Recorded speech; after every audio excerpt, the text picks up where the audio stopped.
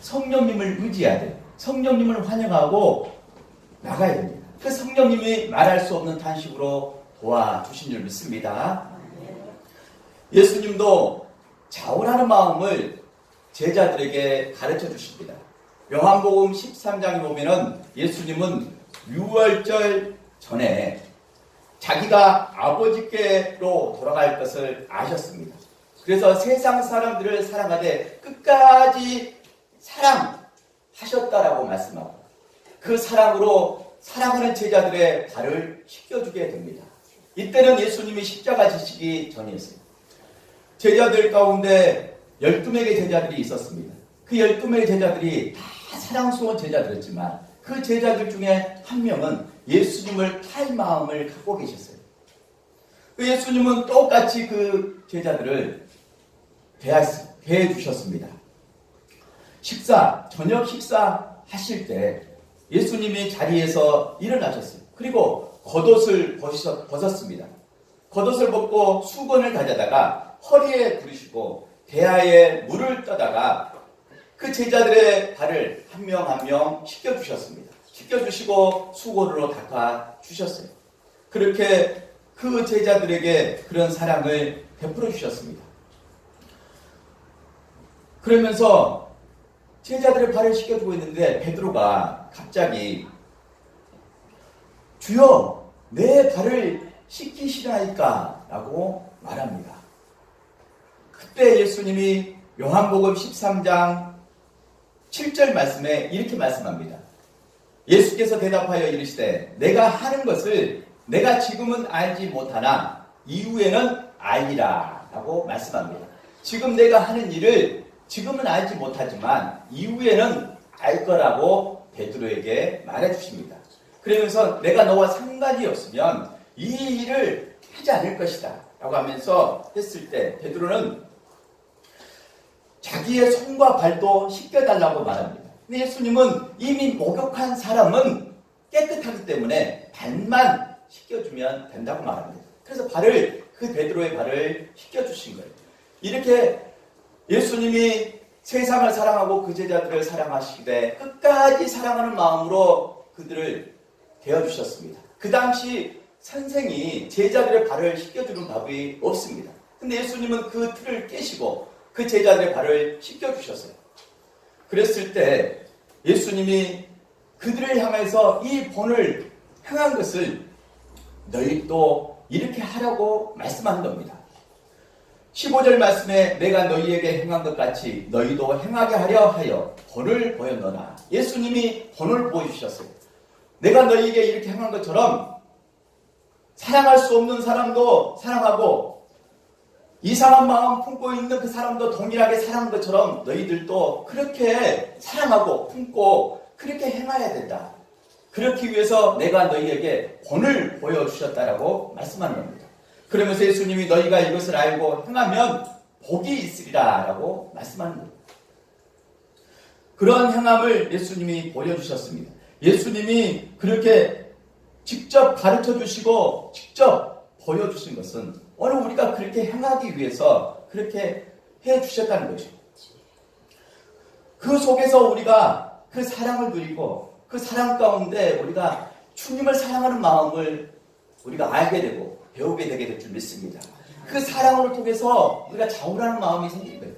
우리 스스로는 사랑할 수 없지만 그 사랑의 힘을 입어서 우리 마음속에 사랑하는 마음을 스스로 갖고 또 성령님을 의지하면서 그 사랑하는 마음이 일어나는 겁니다. 그런 자원하는 마음이 일어나야 돼요. 성벽 재건 공사는 다 마쳤습니다. 다 마쳐서 이제 그들이 그 예루살렘 거룩한 성에 살면 됩니다. 그런데 살 때 이미 느헤미야 7장에 보면은 7장 마지막 절에 보면은 그들이 7장 말씀 가운데 4절 말씀에 그 성은 방대하고 그 주민은 적으며 가옥은 미처 건축하지 못하였습니다 라고 말합니다. 그 성읍은 방대했어요.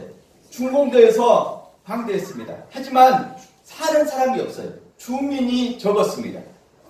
가옥은 미처 건축하지 못한 상태입니다. 이런 상태입니다. 사람들이 그 주위에서 살아야죠. 근데 사는 사람이 적었어요. 거의 없었습니다.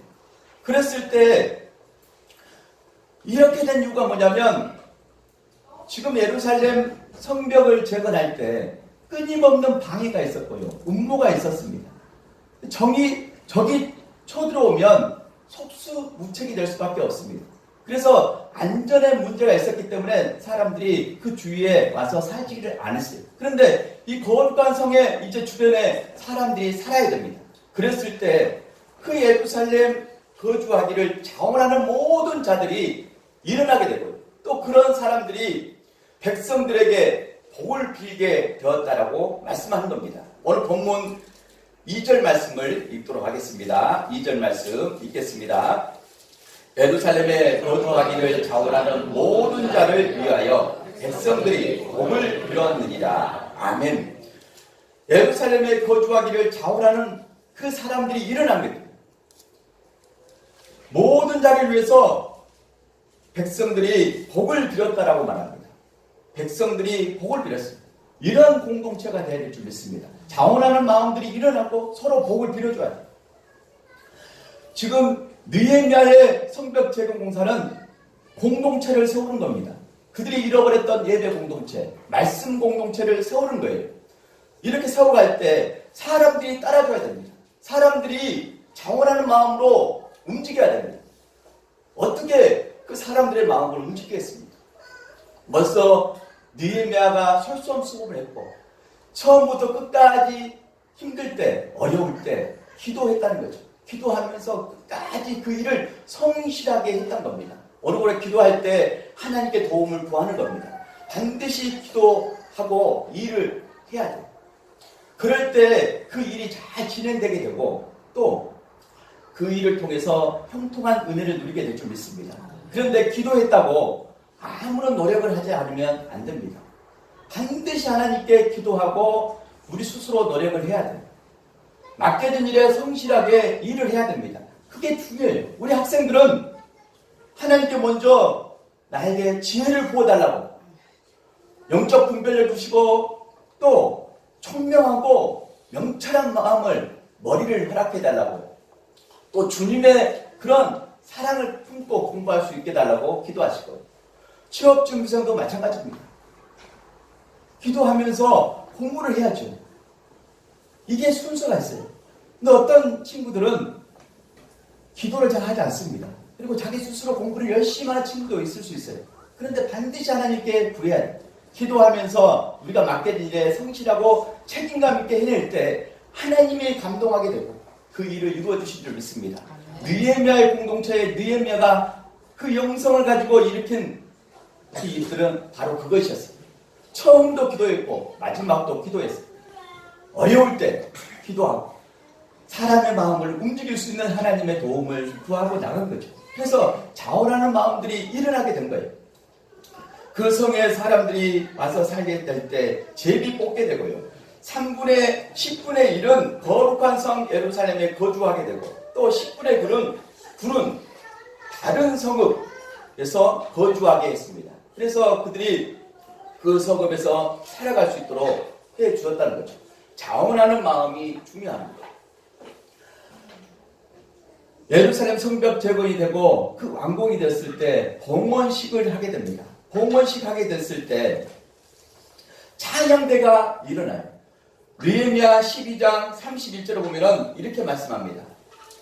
12장 31절 말씀 제가 읽어드릴게요. 이에 내가 유다의 방백들을 성읍 위에 오르게 하고 또 감사 찬송하는 자의 큰 무리를 둘로 나누어 성벽 위로 대궐을 지어 가게 하였는데 한 무리는 오른쪽으로 분문을 향하여 가게 하니 성벽 그 봉헌식을 하게 될 때 노래하는 사람은 물론 사람들이 성벽 위에 서게 됩니다. 성벽 위에 서서 하나님을 찬송하게 됩니다. 감사 찬송하면서 큰 무리로 둘을 나누게 되면서 그들이 이후에 그 둘이 만나는 지점에서 만났겠죠. 그러면서 하나님께 찬송을 하면서 올려드린 거죠. 이것도 자원하는 마음이 일어났습니다. 얼마나 감격이 있었겠어요. 거의 100년 가까이 그 민족의 자존심과 하나님의 자존심이 무너져서 아무도 그 일을 하지 못했는데 성벽 재건 공사가 끝났을 때 많은 어려움을 뚫고 그들이 그 완공을 하게 된 거예요. 그 일에 성취감이 있었고 하나님이 이 일을 이루셨다는 것을 그들이 보게 된 겁니다. 그랬을 때 그들이 그 성벽 위에 올라가서 그 무너졌던 성벽 위에 올라가서 하나님께 찬송하는 거예요. 감사 찬송하는 겁니다. 이게 하나님이 이루신 일을 인정하고 하나님께 영광을 돌리는 일입니다. 그런 자원하는 역사가 일어났습니다. 그리고 또 자원하는 역사가 일어나는데 느헤미야 공동체의 사람들이 하나님께 즐거운 마음으로 드리기를 시작한 겁니다. 44절 말씀, 느헤미야 12장 44절 말씀 우리 한번 같이 읽어볼까요? 느헤미야 12장 44절 말씀 다 찾으시고 함께 읽도록 하겠습니다. 찾으셨으면 읽겠습니다. 그날에 사람을 세워 국관을 맡기고 제사장들과 레위 사람들에게 돌릴 것 곧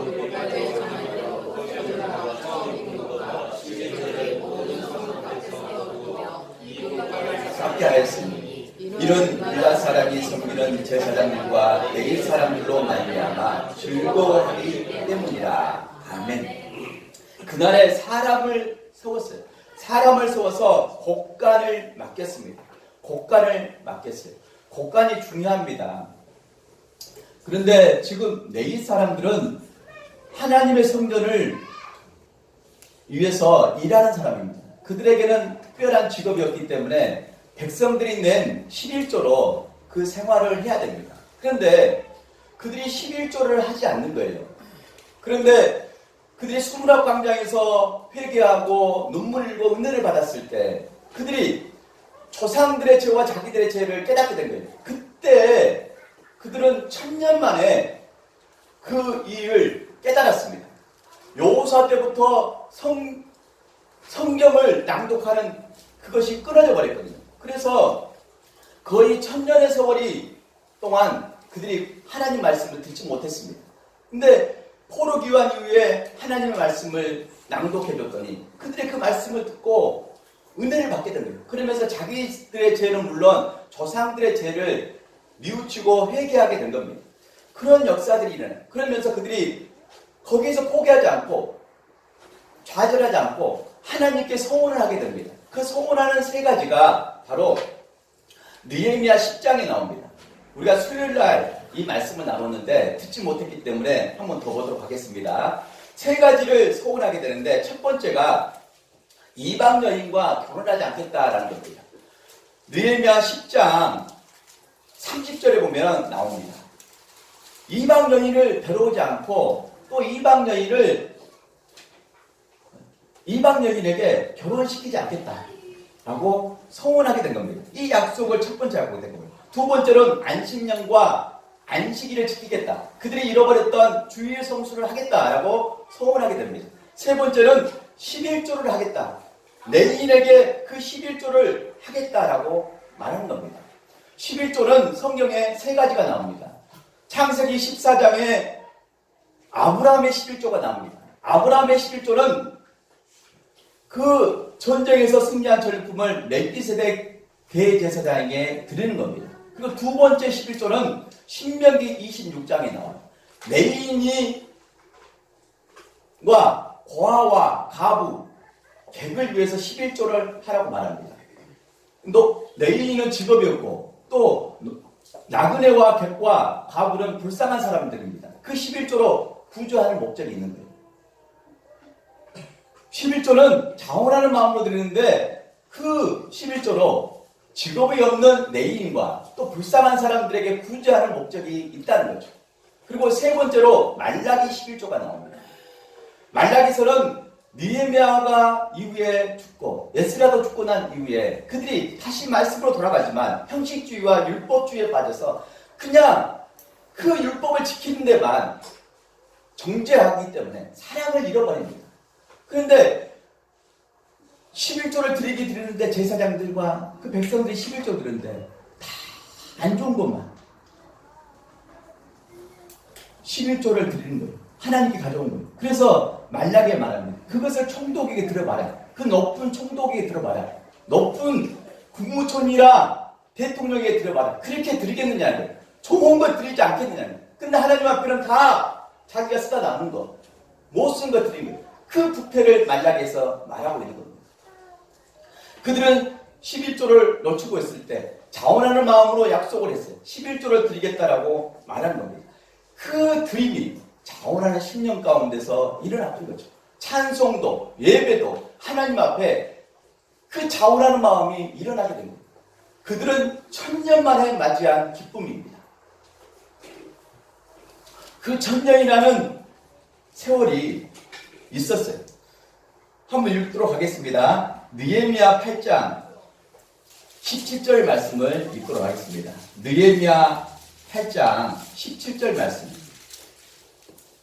찾으셨으면 함께 읽겠습니다. 사로잡혔다가 돌아온 회중이 다 초막을 짓고 그 안에서 거하니 눈의 아들 여호수아 때로부터 그날까지 이스라엘 자손이 이같이 행한 일이 없었으므로 이에 크게 기뻐하며 이런 일이 없었대. 여호수아 때부터 이런 일이 없었을 때 이 날까지가 바로 1000년이에요. 이스라엘 백성들이 출애굽해서 광야에 40년 살고 그들이 가나안 땅에 들어가 살았습니다. 그때 여호수아가 그 가나안 땅을 정복하고 각 지파별로 백성들에게 땅을 분배하게 된 거예요.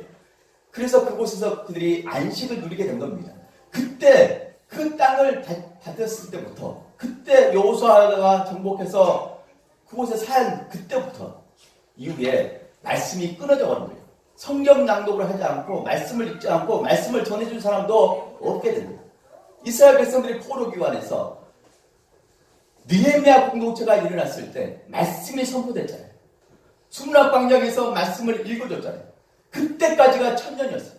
1000년 만에 그들이 누리는 큰 기쁨이었습니다. 은혜였어요. 오늘 우리가 느껴야 됩니다. 알아야 됩니다. 얼마나 많은 시간이 지나야지 깨달았겠습니까? 지금이면 됩니다. 지금 이 순간에 여기 계신 하나님, 나와 함께 하신 하나님, 나를 사랑하시는 그 하나님을 붙들고 나를 향하신 하나님의 뜻이 무엇인가? 그것은 하나님의 사랑이에요. 하나님이 사랑하신다는 거예요.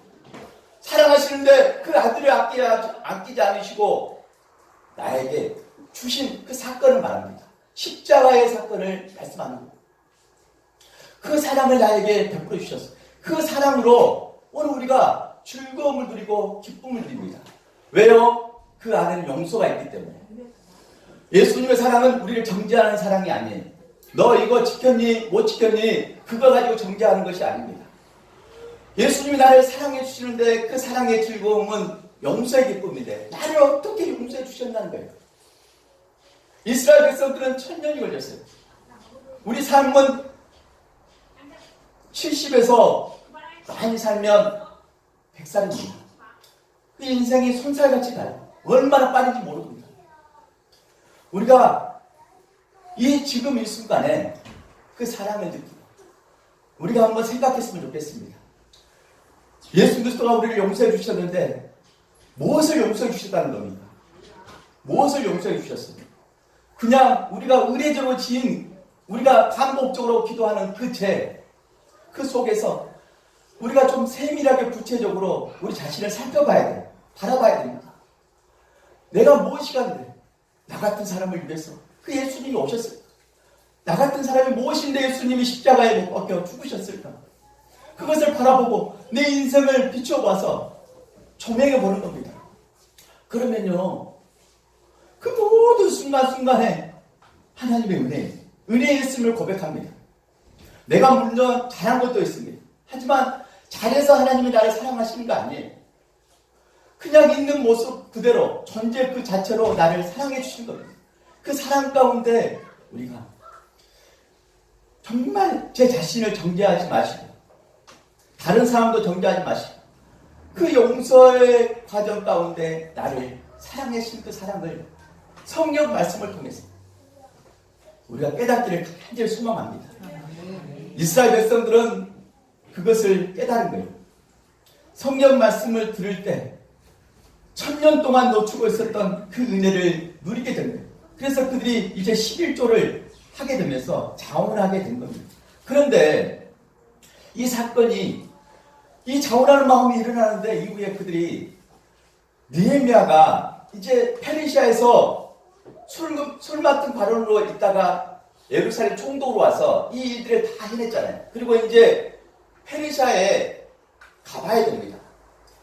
아닥사스다 왕과 약속한 것이 있고 돌아가야 됩니다. 돌아갔을 때 1년 반 시간이 걸립니다. 가고 오고 가는 시간도 예루살렘에서 페르시아까지 1000km이기 때문에 거의 석 달은 좁게 걸리는 시간입니다. 그가 자리를 비웠을 때 그 자원하는 그 모든 행위들이 다 무너져 버립니다. 우리 한번 읽도록 하겠습니다. 느헤미야 13장 6절 말씀을 다 찾으시기 바랍니다. 느헤미야 13장 6절 말씀. 느헤미야 13장 6절 말씀 읽겠습니다. 그때에는 내가 예루살렘에 있지 아니하였느니라. 바벨론 왕 아닥사스다 32년에 내가 왕에게 나아갔다가 며칠 후에 이것은 자세히 살펴보면 1년 반 정도 걸린 시간입니다. 1년 반 정도 시간이 걸려서 느헤미야가 페르시아 왕 아닥사스다 왕을 만나러 가게 된 겁니다. 이제 그 공간이 비어 있었어요. 그랬을 때 무슨 일이 일어나냐면 더비야는 유대 혈통을 가진 유대인의 피가 흐르는 사람인데 유대인에게 붙었다가 그 느헤미야를 방해하는 그 방해 세력에 붙었다가 그런 사람입니다. 이 느헤미야가 없을 때 큰 방을 만들어서 성전에 또 다른 방을 만들어서 자기 탐욕을 채우고 있었어요. 그 말씀이 4절에 나옵니다. 13장 4절 말씀 읽도록 하겠습니다. 이전에 우리 하나님의 전에 강을 맡은 제사장 엘리야십이 도비야와 연락이 있었으므로 5절 말씀 도비야를 위하여 한 큰 방을 만들었으니 이 방은 원래 소재물과 유황과 그릇과 또 레위 사람들과 노래하는 자들과 문지기들에게 11조로 주로 곡물과 새 포도주와 기름과 또 제사장들에게 주는 거제물을 두는 것이다.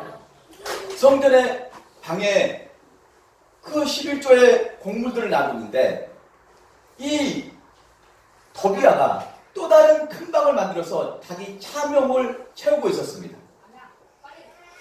그런데 이렇게 쌓아두었을 때는 흘러버려야 되죠. 교회가 재정이 튼튼해지고 교회가 처지면 구제 사업으로 세상이 흘러버려야 됩니다. 불쌍한 성도들을 위해서 구제해야 됩니다. 그것을 모아두잖아요. 교회가 재물을 많이 모아두잖아요.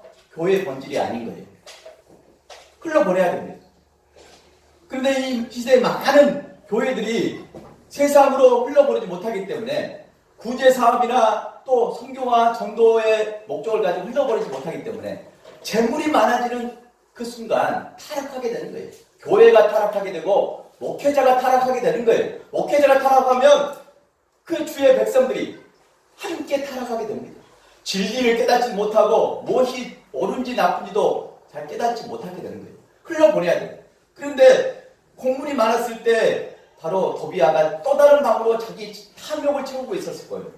느헤미야가 이후에 돌아왔을 때 그것을 알았을 때 그 방에 있는 물건들을 다 던져버립니다. 그 말씀이 8절에 나와요. 8절 말씀 읽겠습니다. 내가 심히 근심하여 도비야의 세간을 그 방 밖으로 다 내어 던지고 아멘. 느헤미야가 심히 근심이 되었어요. 그래서 도비야의 세간, 도비야가 쌓고 있었던 그 곳간에 큰 방에 있는 물건들을 방 밖으로 다 던졌다라고 합니다. 다 내어 던져버린 거예요. 이게 느헤미야의 개혁입니다. 예수님도 개혁하러 이 땅에 오신 거예요. 유대교를 개혁하기 위해 이 땅에 오신 겁니다. 유대교에 빠져 있었던 바리새인과 서기관과 율법 교사들, 철저하게 율법을 지키고 하나님의 그 말씀 이외에 자기들이 또 지켜야 될 것을 율법을 만들어서 철저하게 지키고 있었지만 그들에게는 사랑이 없었어요. 안식일에 일하면 정죄하고 죽이려고 하는 거 그거밖에 없었어요.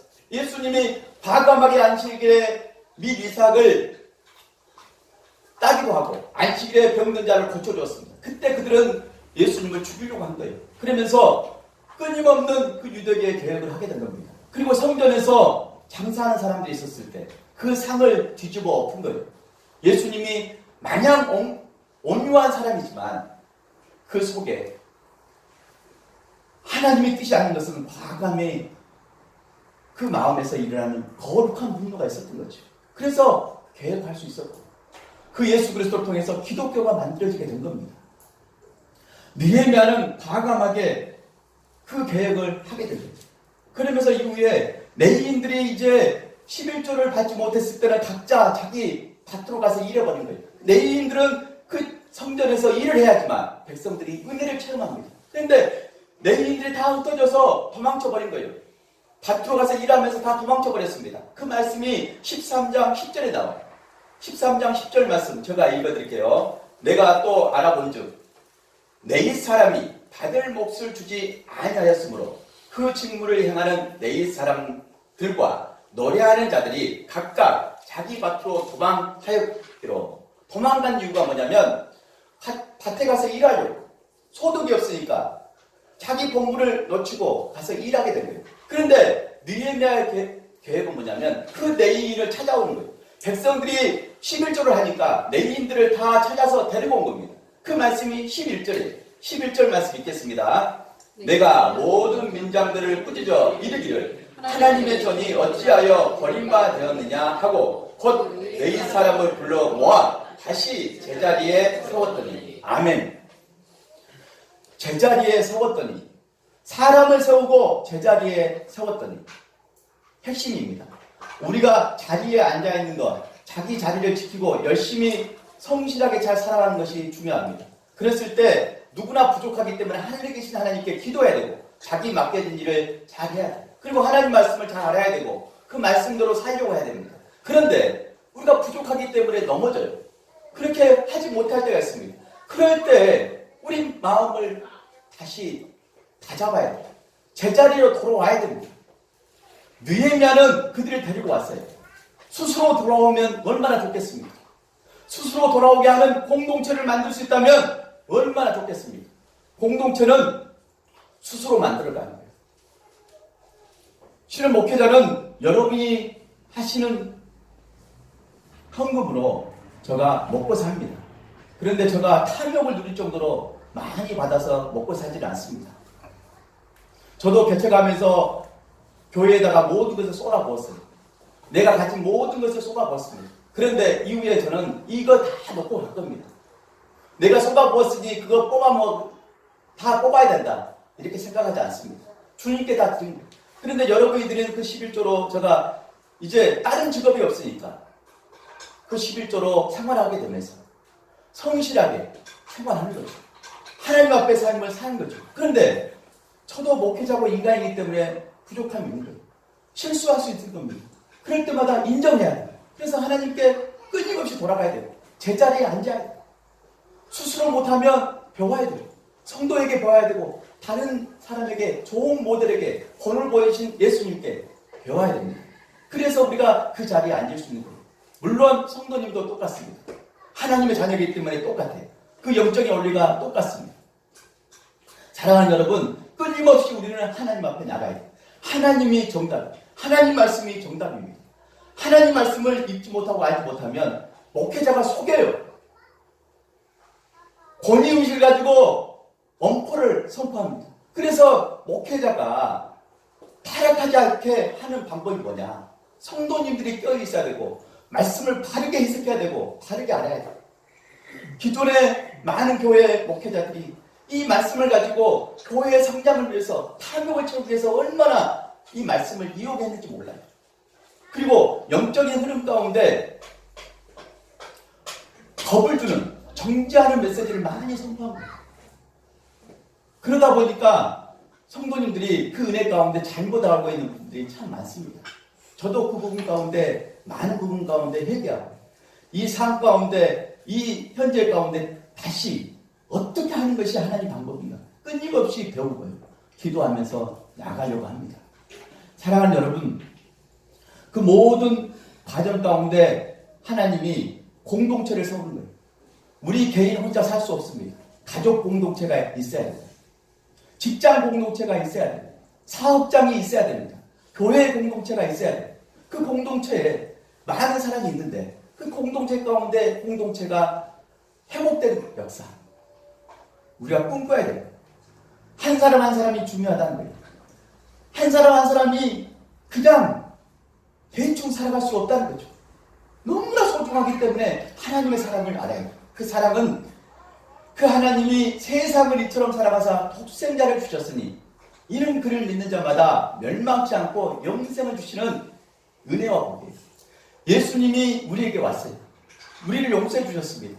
십자가에 용서해 주신 그 용서가 우리가 단번에 그 용서함을 받았는데 우리가 살아갈 때 죄를 짓지 않으면 얼마나 좋겠습니까?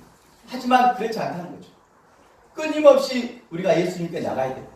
그 용서의 즐거움과 기쁨 누려야 될 줄 믿습니다. 그래서 그 사랑으로 그 은혜로 자원하는 마음이 일어나요. 예배를 자원하고 봉사를 자원하고 하나님께 드리기를 자원하고 나가는 겁니다. 그랬을 때 우리가 부끄러움이 없는 거예요. 부끄러움이 없을 때 그나마 온전한 신앙생활을 할 수 있는 겁니다. 끊임없이 우리가 하나님께 돌아가는 제자리에 앉아있는 제자리에서 우리가 무엇을 해야 되는지를 아는 저와 여러분 모두가 되기를 간절히 소망합니다. 기도하시겠습니다. 살아계신 하나님